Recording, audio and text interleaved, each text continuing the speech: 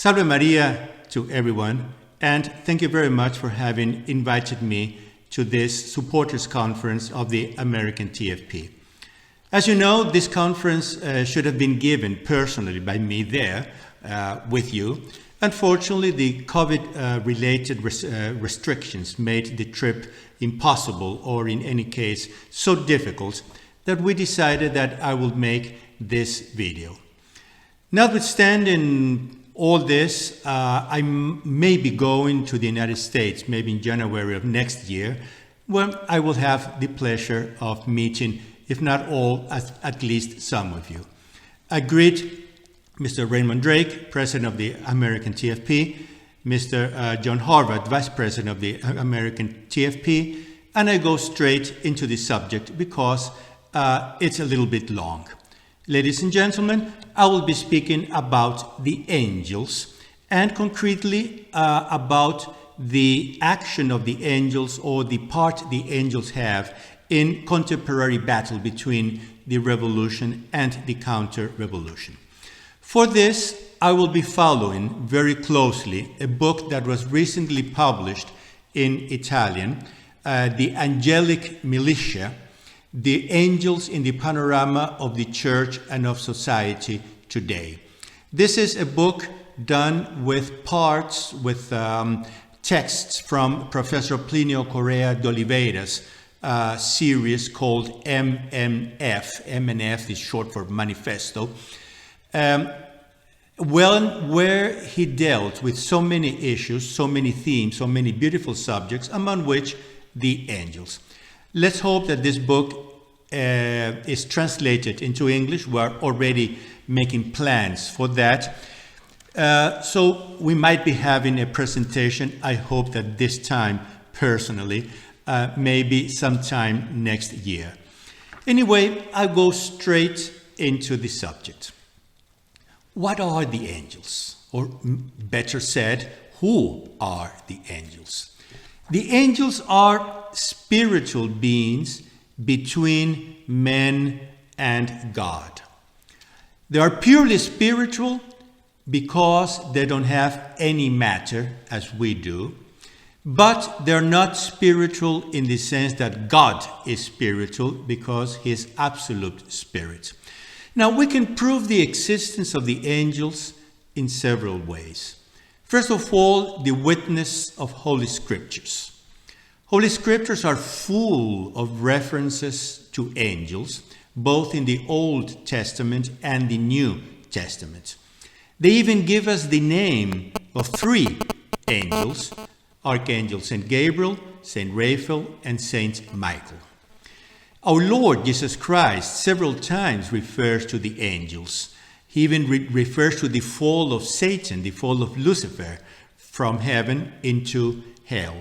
So, from the witness of Holy Scriptures, we can easily deduce, we can easily cue the existence of angels. Then there's a whole series of intellectual, philosophical reasonings that prove the existence of angels. I would not go into any detail. This book goes into much detail, but most are taken from that fantastic part of the Summa Theologica of St. Thomas Aquinas, titled De Angelis, of the angels. Indeed, Professor Plinio said that maybe the part he most liked of the Summa Theologica was the part about the angels. I'll just give you one of the several philosophical demonstrations St. Thomas gives for the existence of angels.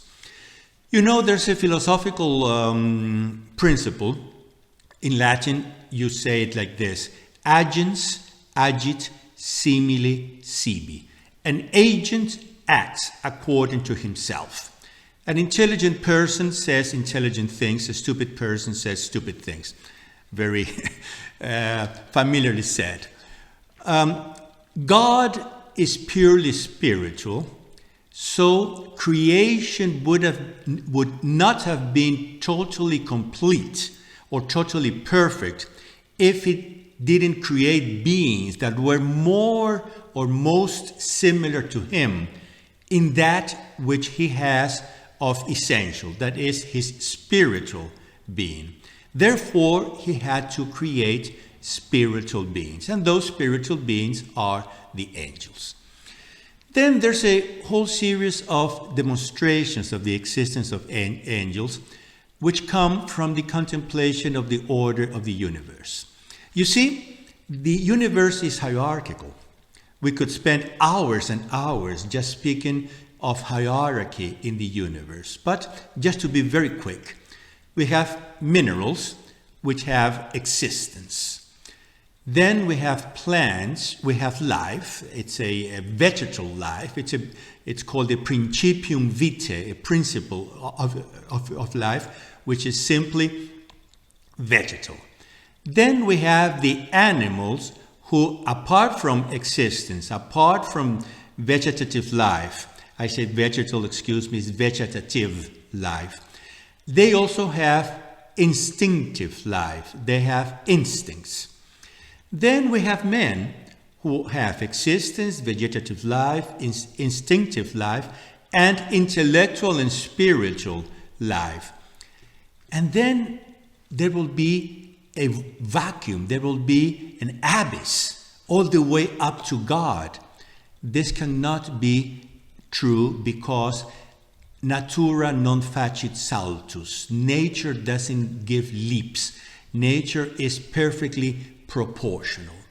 So, in order that the order and harmony of the universe be complete, we have to have beings between man and God, and these are the angels. You will say, well, but Our Lady is superior to the angels. Our Lady is the queen of the angels. The angels obey Our Lady. It's true. But she is superior to the angels in grace or through grace, not through her nature. Our Lady's nature is simply human, is perfectly human, without original sin. She was conceived in an immaculate way. So it's the perfection of the human nature, but it's a human nature. She's superior to the angels through grace. Now, having said that, I will go, as you see, every single point that I mentioned could be developed in hours and hours of meeting.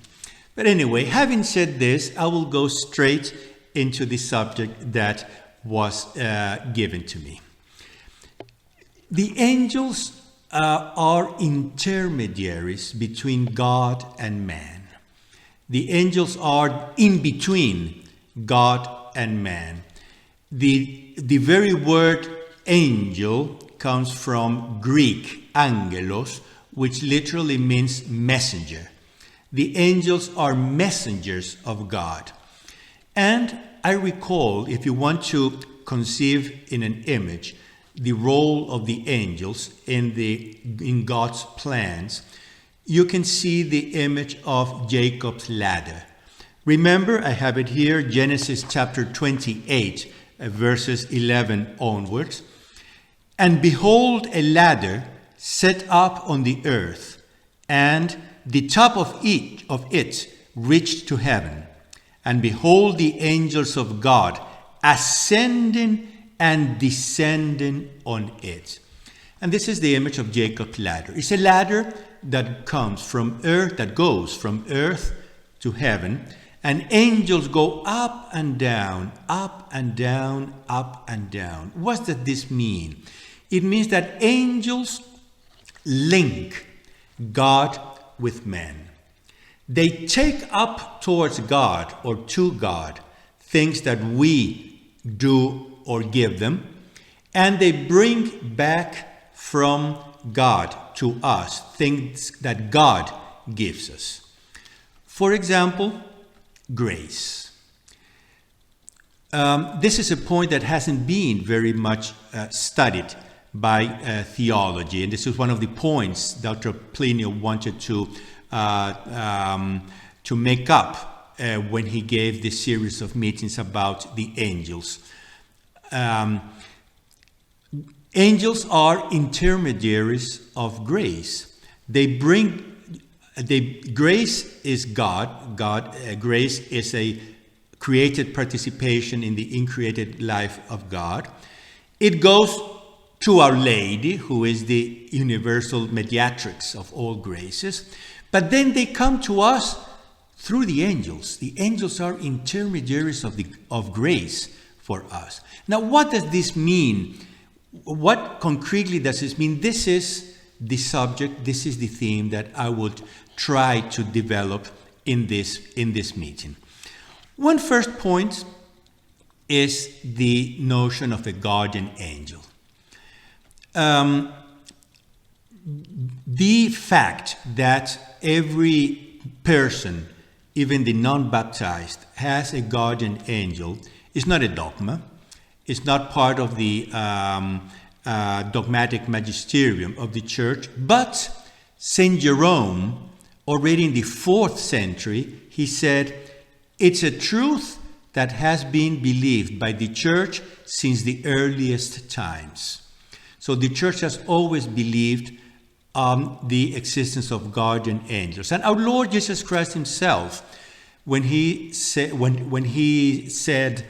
let the children come to me because their guardian angels are before my heavenly Father. See, he's speaking about the guardian angels. So Dr. Plinio raises a question. Are guardian angels given randomly? That is, we are generated by our parents, because our parents don't create us, they generate us. We are generated by our parents. At a certain point, we receive a soul, and at a certain point, that person receives a guardian angel. Does God go eeny, meeny, miny, mo, and then chooses randomly an angel? Absolutely not. God chooses a specific angel for specific person. What does that mean?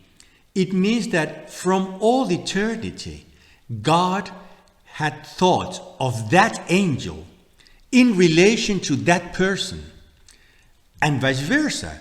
He from all eternity, he looked at that person in relation to that angel. When he created the angel, he was thinking about the person, and when he created the person, he was thinking about the angel. Dr. Plinio raises coins the term complementarity as applied to this situation.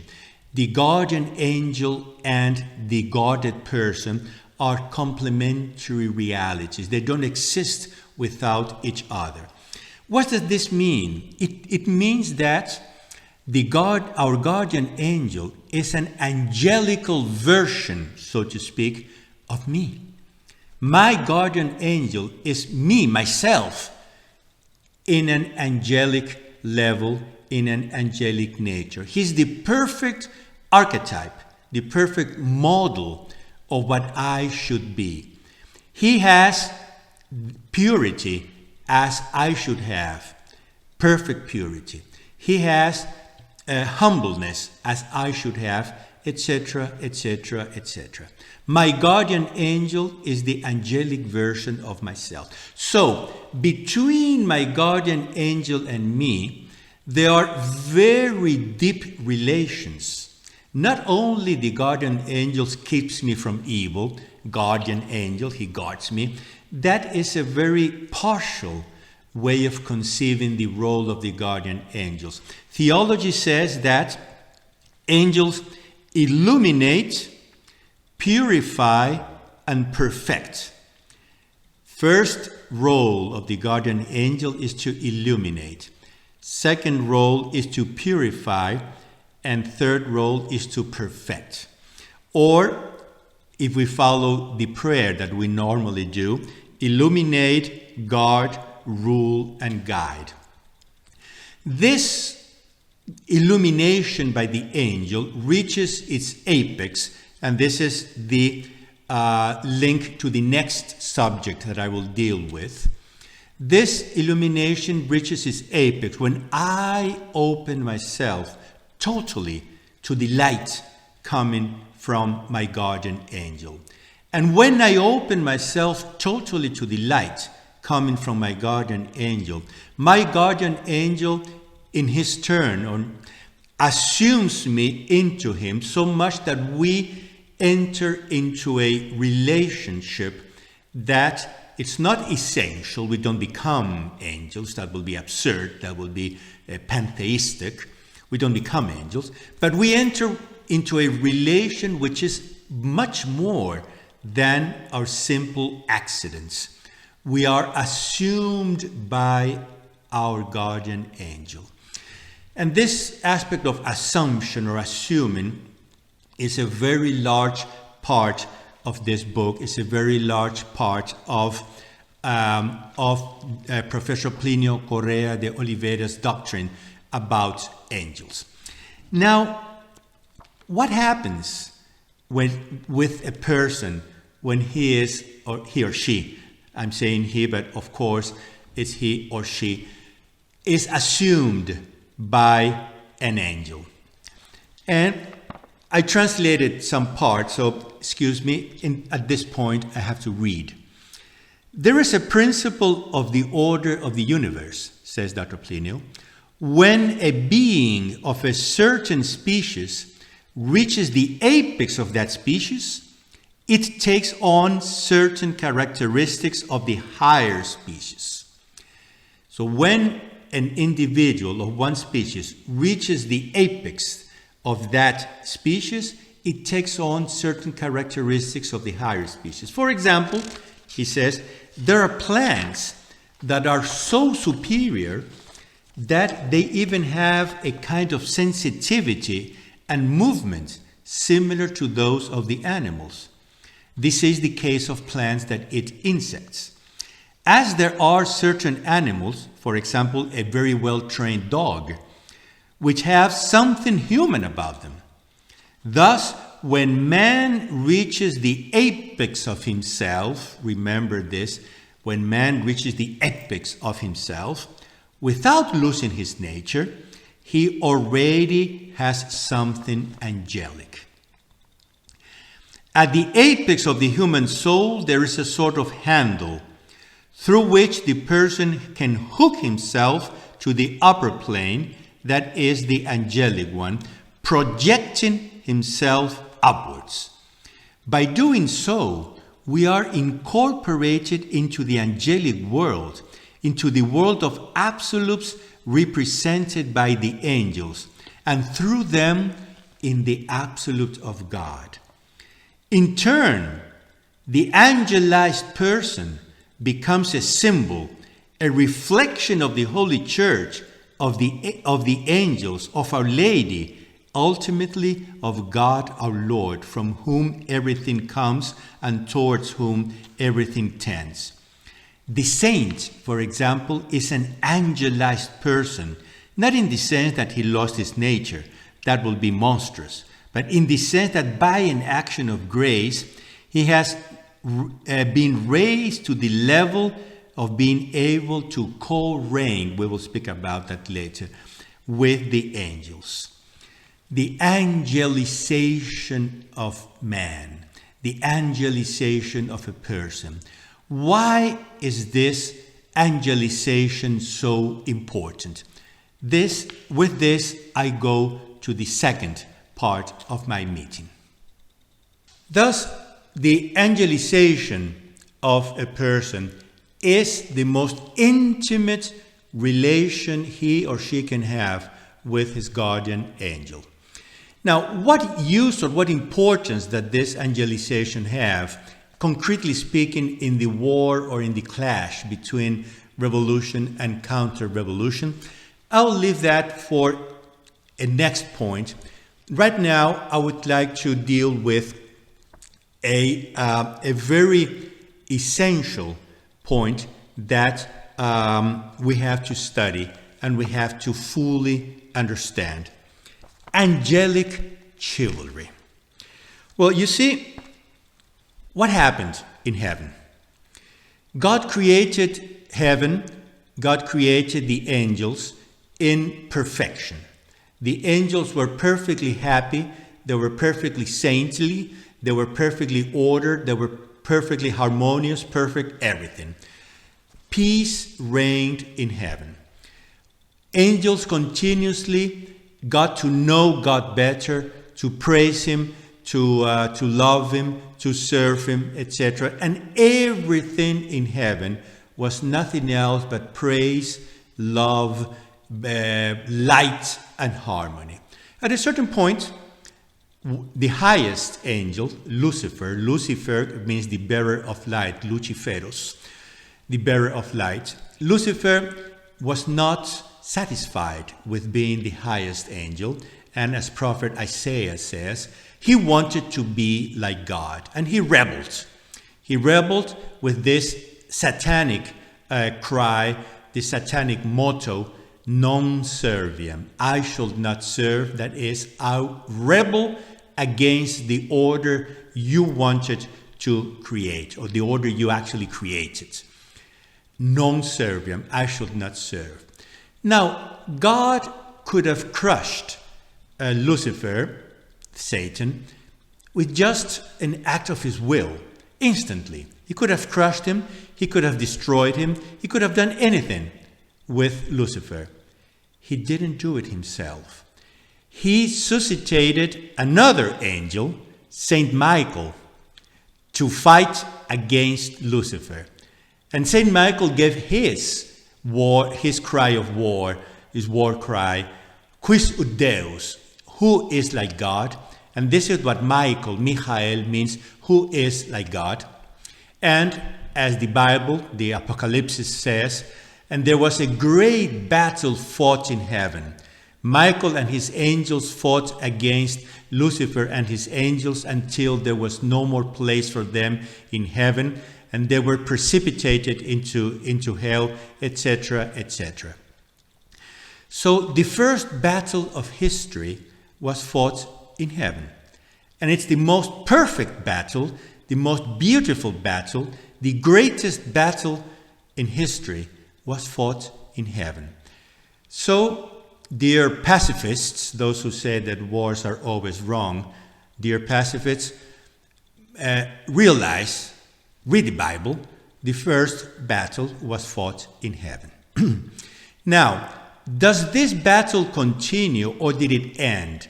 Of course it continues. Why? Because the devil and his angels, those who were precipitated in hell, have not forgotten, have not relinquished the idea of destroying any reflection of God in creation. So when God created Adam and Eve, when he created the material universe, when he created our world, the devil immediately began to conspire in order to break down this part of the order of the universe. And that's original sin.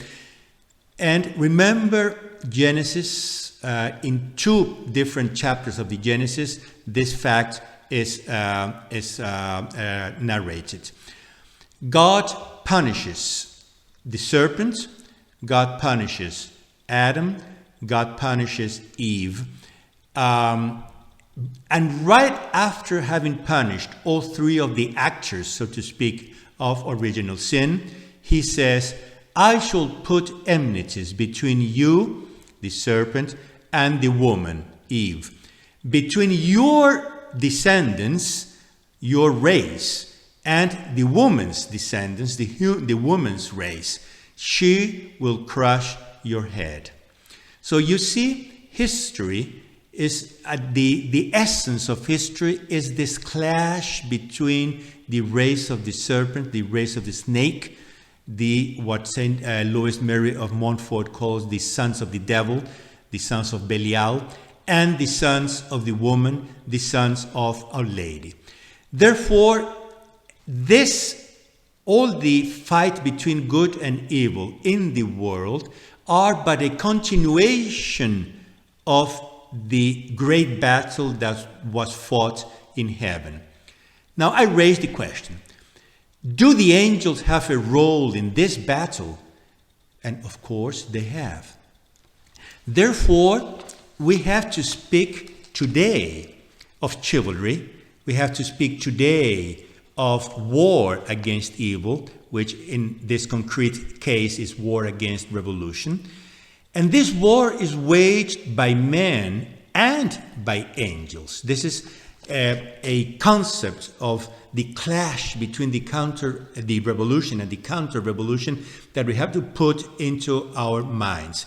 This clash is done by men and by angels. Writes Dr. Plinio, the members of the race of the Virgin continue here on earth the battle waged by Saint Michael in heaven. What leads one pole to dominate the other is not so much the outcome of a controversy or a sporadic clash, but the force of impact they have, which depends on the spiritual union with the respective vertex. That is, in the measure that we are united to Our Lady, we will have the force de frappe, the strength of the clash against the revolution. The angels on one hand, the demons on the other. In our day, this struggle takes place between the revolution and the counter-revolution. This is the deepest meaning of the clash between revolution and counter-revolution.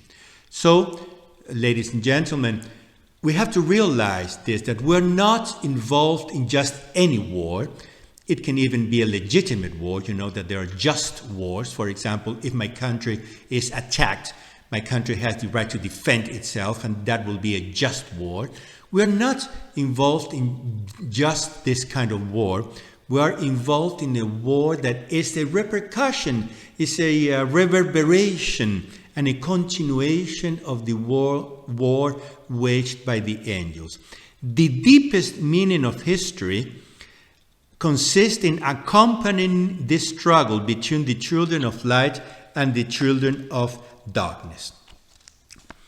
There is no aspect of the confrontation between the revolution and the counter-revolution in which angels or demons are not involved.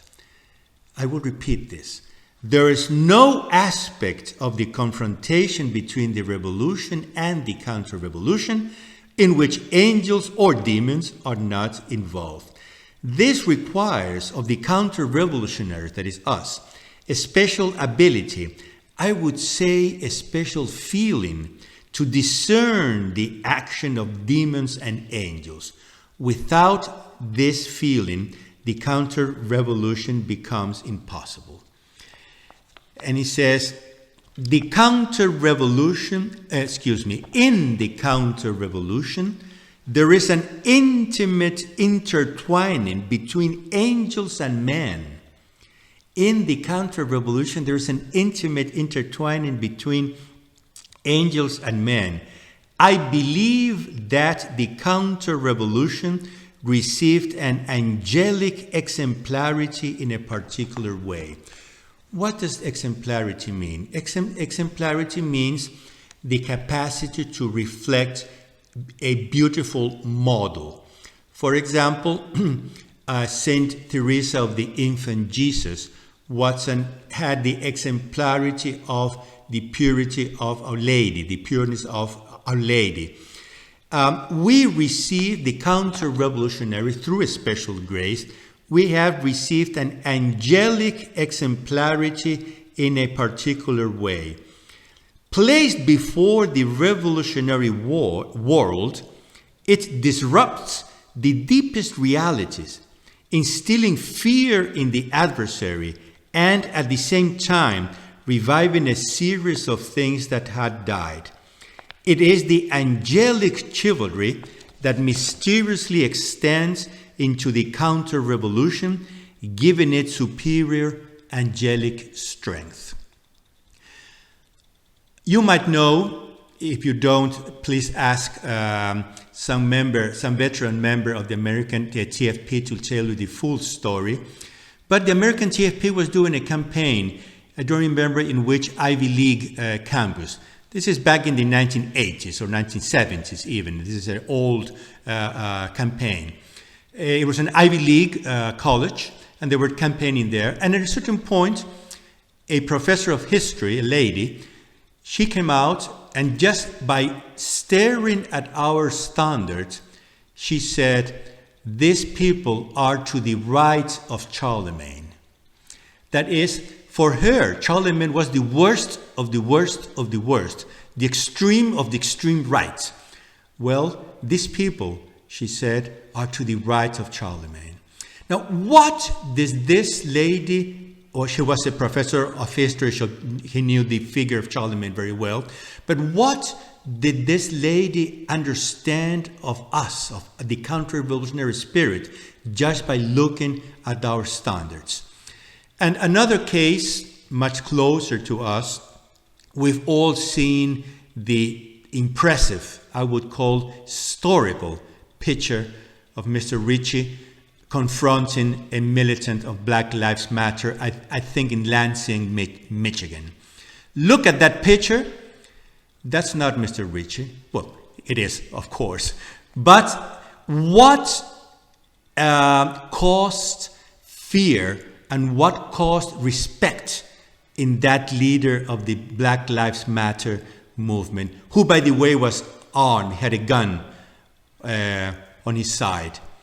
What caused him into submissiveness? What caused him to turn back and stop any protest, any action against us? He saw in the member of the TFP this angelic exemplarity. And we have to be, we members of the TFP, we supporters of the TFP, we have to be very conscious of this angelic exemplarity that we have, especially when we go out and confront the revolutionary world. We cannot say, aha, look at me, I'm shining with an angelic light.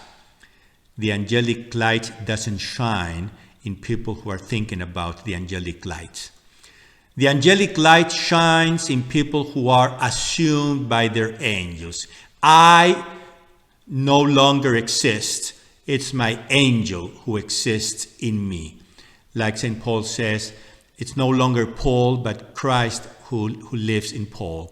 But we have to be very conscious that we bear this angelic exemplarity, and from this exemplarity comes the impact of our campaigns. Sometimes we are 4, 5, 6, 7 young people confronting a whole liberal campus, and they are afraid of us so much that they begin to holler and heck and insult us.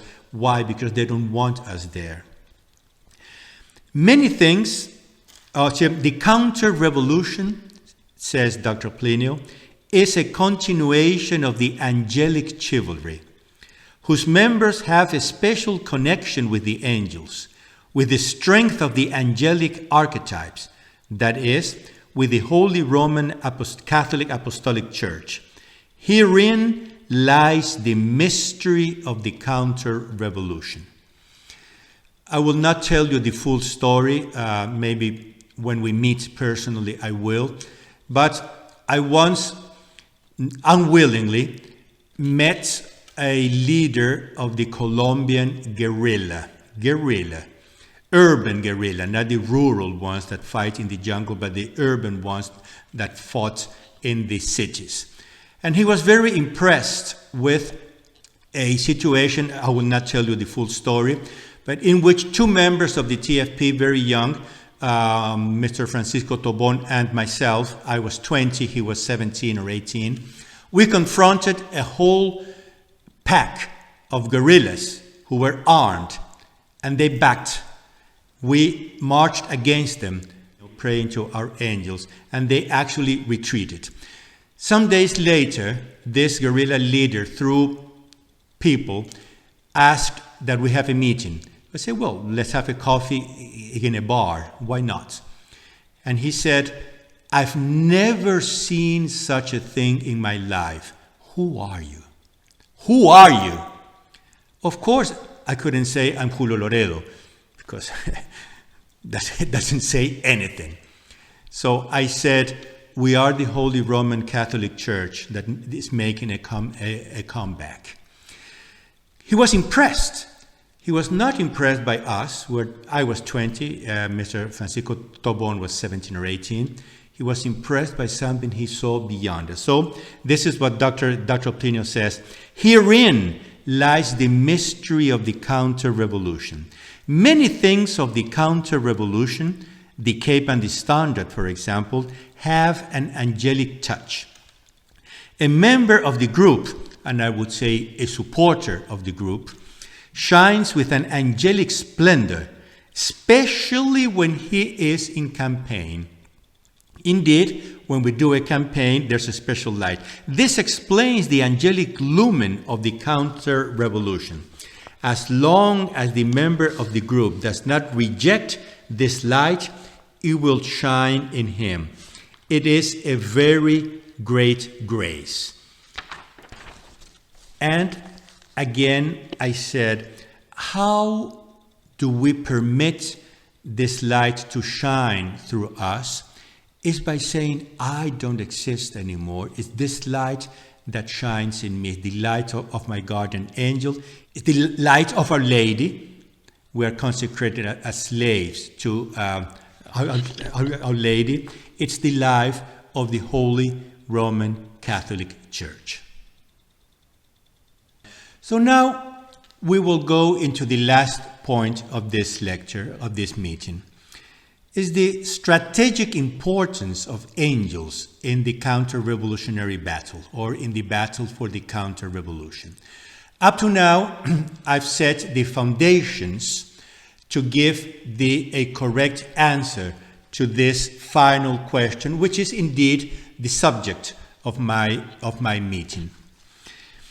One first point is this. The revolution, I'm reading from Dr. Plinio's book. The revolution has a satanic substratum from where it draws its influence on the souls. We will never be able to defeat it simply with doctrinal treatises, with books. This is very important. We have to do books. We have to write books. We have to publish books, because the counter-revolution is not made just of enthusiasm and just slogans and symbols. We have to study the revolution. We have to confute the revolution. We have to make our case rationally. Professor Plinio Corrêa de Oliveira always said, I don't want to come through as a sort of a guru that says, now I'm seeing a light and it's God who is asking me to tell you this. Never. Dr. Plinio always proved every single thing he said in a perfectly rational way. At the end of every meeting, he always said, my sons, do you have any questions? Do you have any doubts? Do you have any objections? And he will very gladly answer. We who have known him for so many years, let's say veteran members of the TFP, we saw that so many times. So we have to battle against revolution with books, with articles, with doctrinal treatises, etc., etc. But that does not suffice. It says, we will never be able to defeat the revolution just with doctrinal treatises, with books. We need an angelic response. And the reason is the one he gave before. Revolution is not simply a doctrine. Revolution is satanic. There is a satanic influence. Take, for example, we've all seen the horrific scenes of the destruction brought about by the Black Lives Matter movement. they burned down houses, they destroyed monuments, etc., etc.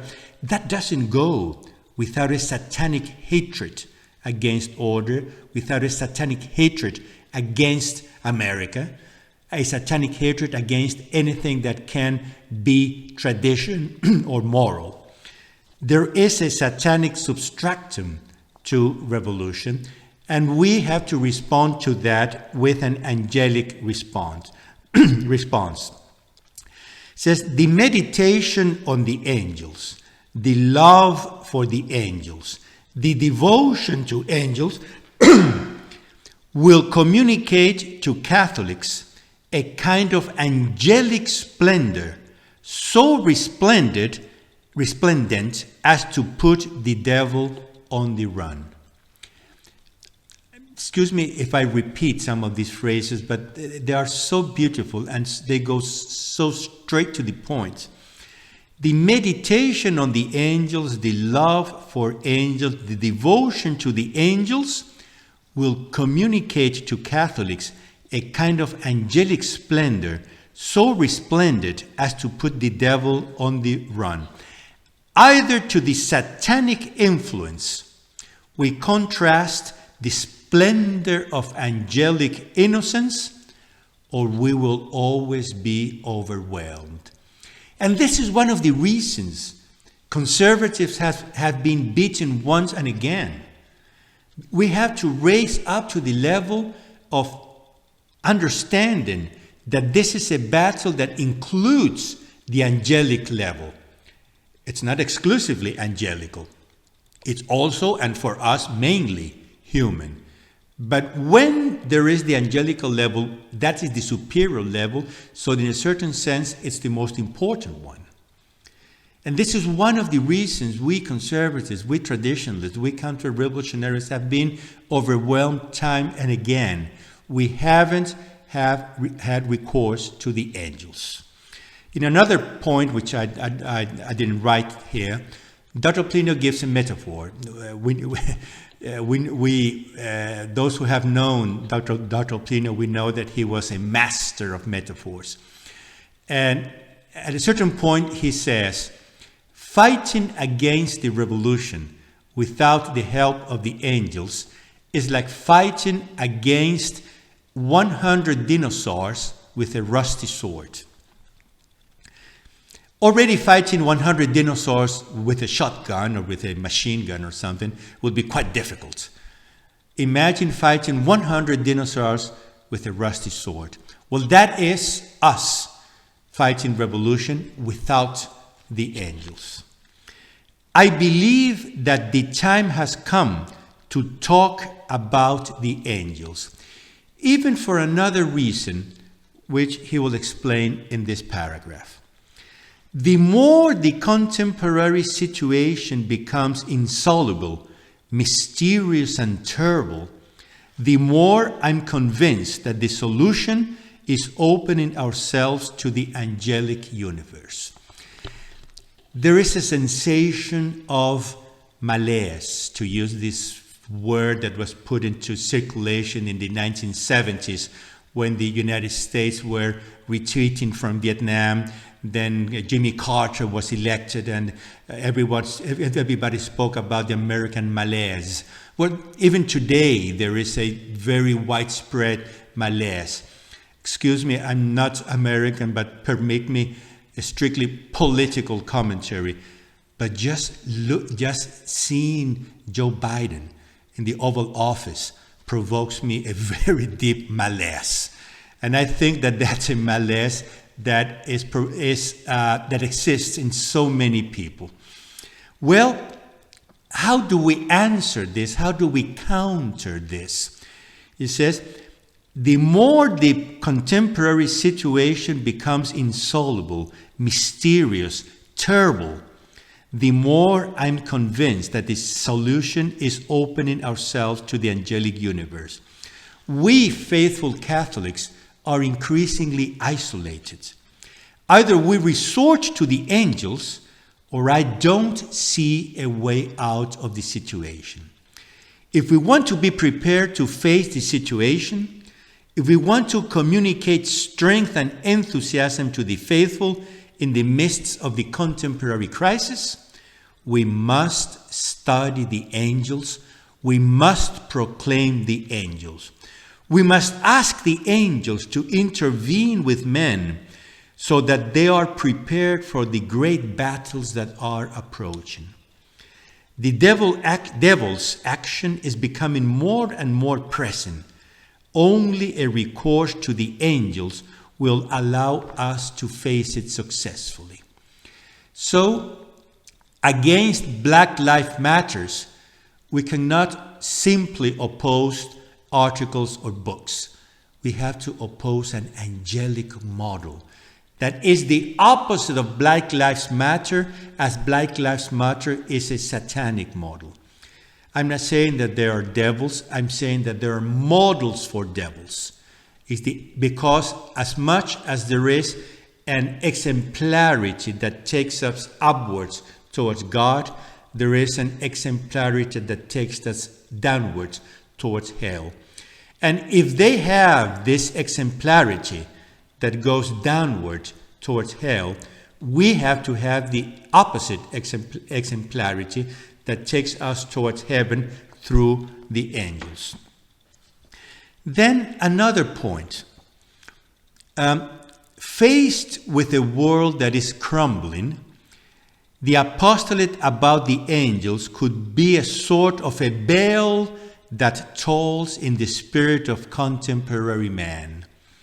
The more I think about it, the more I have the impression that by studying and proclaiming the angels, we will be able to find a key to act in the deepest psychological problems of contemporary man. Why are so many young kids committing suicide? Why are so many young kids getting into drugs, getting into pornography, and getting into all sort of strange and bad things? Because they don't get from life what they expect from life. That is, the modern world doesn't give them what they want. So Dr. Plinio asks himself, couldn't we appeal to many people who are looking for something which they don't find in the modern world by presenting the angelical universe?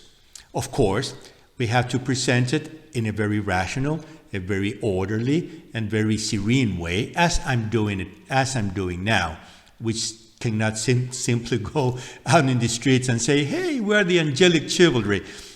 That doesn't work that way. It doesn't work that way. We have to present the angelic universe in a perfectly rational, perfectly serene, very calm way. But Dr. Plinio says, isn't this the key to act in the deepest psychological problems of modern man? Isn't this sort of a bell that will toll in the spirit of so many people, waken them up to the angelical universe, waken them up to the fact that there is a universe way above our heads that takes us to God? And isn't this the real path to happiness? Because I don't know if I have this paragraph here, but Dr. Plinio says, people want to be happy. Now, they look for happiness in mundanity. They look for happiness in the modern world. They look for happiness in drugs, in modern music and discotheques and so many stupid things. Why don't we present the angels as the only ones that are capable of giving the real happiness? This is another point. Presenting the doctrine about the angels would be a challenge to the modern world and would attract many people eager to escape from modern chaos. It will be an appeal to take the angels as a reference point to get out of modern chaos towards a Christian civilization founded on beauty and truth. See, the present so says, do you want to escape from the modern world? Don't go to Satanism or drugs or modern music or discotheques and all sort of weird things like New Age and things like this. Come to the angelic world. Do you want to be happy? Become angelic. So you see here, there's a whole style, a whole key, as Dr. Plinio says, that can give a certain tone, a certain style to all of our apostolate. Not only a specific apostolate about the angels, but, as Dr. Plinio would say somewhere here, all our apostolate has to be done in an angelic way, with an angelic touch. It says, do you want to escape from hell of modern world? Contemplate the angelic world. And we see one proof of this in the dissemination of New Age type of spirituality. So many people are getting into New Age things. So many people are getting into occultism. So many people are getting into Wiccan and all these stupid things. Why? Because they are tired of the modern world and they are looking for something else. Wouldn't many people be saved from getting into New Age and this type of things by presenting them the angelic world? It says, do you want to escape from the hell of the modern world? Contemplate the angelic world. I think this angelic apostolate would be a canticum novum, a new song, a new chant that can wake up contemporary man. We have to wake up contemporary man, and we will not do it simply with books. We have to write books. As I said, I write books. Mr. John Horvath writes so many books, etc., etc. We have to write them. But we have to bear in mind that our apostolate, even when we write books, has to have an angelic touch, an angelic style to it. One last point, and with this I go straight to the end of my lecture. The reign of Mary and angelic era. Well, excuse me, before going into this, I've tried, I didn't even try to summarize this book. I just gave some flashes, some points of this book. I promise you that when this book will be published in English, I will go there and we will discuss this book in much deeper way, and you will see the beauties that this book contains about the angels. I now go straight into the last point, the reign of Mary and angelic era. Dr. Plinio says, the sin of revolution has produced a growing union of men with the devil, without up to now there having been a similar step on the part of the counter-revolution. Here is a reason for its continuous defeats. While with the revolution men have united themselves more and more and more with the devils, the counter-revolution hasn't done the same with the angels.